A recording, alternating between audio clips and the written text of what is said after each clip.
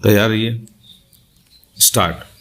अध्यक्ष महोदय, मैं यहाँ आपके बीच इसलिए हूँ कि मैं उत्पादकता आंदोलन को महत्वपूर्ण मानता हूँ। जैसा कि आपने यहाँ होने वाले भाषणों में सुना है, उत्पादकता आत्म सुधार और श्रेष्ठता की उपलब्धि की हमारी आकांक्षा का अनिवार्य अंग है, जो किसी भी जीवंत समाज का भाग होना चाहिए। विश्व में स्थिर कुछ भी नहीं रहता। जो राष्ट्र आगे नहीं बढ़ता वह पीछे चला जाता है। हमारी जनता की आकांक्षाओं का विस्तार हो रहा है। शेष विश्व में भी परिवर्तन घटित हो रहे हैं। प्रौद्योगिकी या अर्थशास्त्र के विषय में यथास्थिति से संतुष्ट हो जाने का आशय है विस्मृति के गर्भ में विलुप्त हो जाना। परिवर्तन ही जीवन का नियम है और देख चुके हैं कि अगर प्रबल इच्छा शक्ति हो तो परिवर्तन घटित हो सकता है, तेज गति से आ सकता है और वांछनीय दिशाओं में किया जा सकता है। पैरा। उत्पादकता की अनेक तकनीकी परिभाषाएं दी गई हैं। उत्पादकता से संबद्ध प्रबंध विषयक अध्ययन की एक पूरी शाखा विकसित हो चुकी है, लेकिन उत्पादकता को उद्योग और परिवहन तक सीमित नहीं किया जा सकता। कृषि को शामिल करना भी पर्याप्त नहीं है। हमें राष्ट्रीय अध्यवसाय की सभी शाखा प्रशाखाओं में उत्पादकता का समावेश करना चाहिए।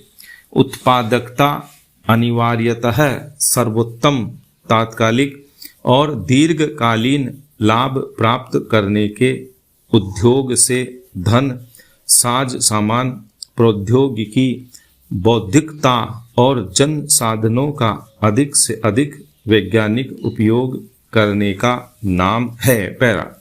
स्वतंत्रता के बाद के 55 वर्षों में हमने अपनी अर्थव्यवस्था के तकनीकी आधार को बहुत अधिक व्यापक बनाया है और साथ साथ शिक्षा, स्वास्थ्य, वैज्ञानिक शोध और प्रशिक्षण तथा प्रबंध कौशल जैसी पूरक दिशाओं में भी प्रगति की है।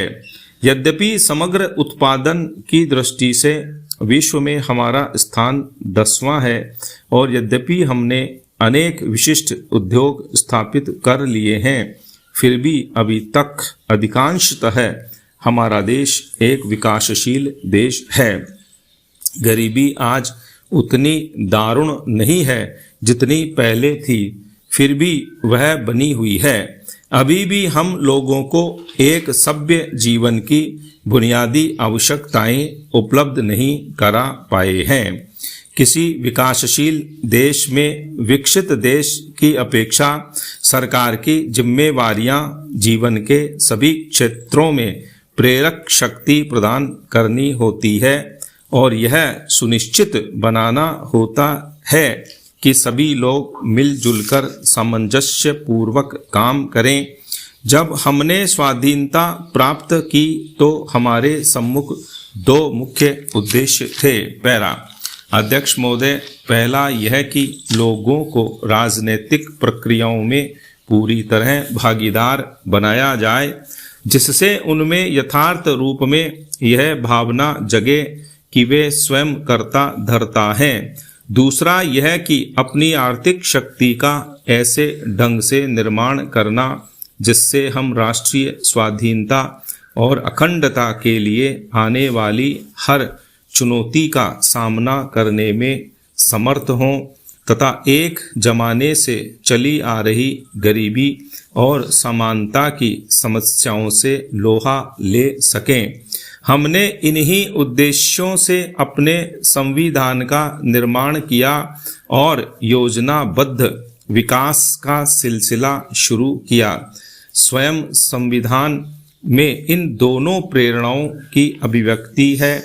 यह सोचना ठीक नहीं है कि संविधान का मूल अधिकारों से संबद्ध अध्याय ही स्वतंत्रता का संपूर्ण उद्घोष है।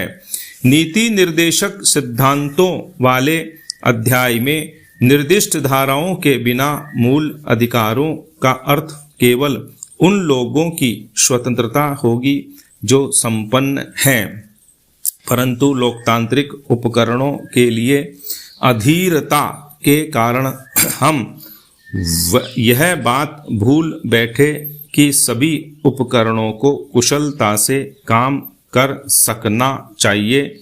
हमने अनेक उपकरणों को राष्ट्र की समग्र आवश्यकताओं का ध्यान रखे बिना मनमाने ढंग से काम करने की अनुमति दे दी।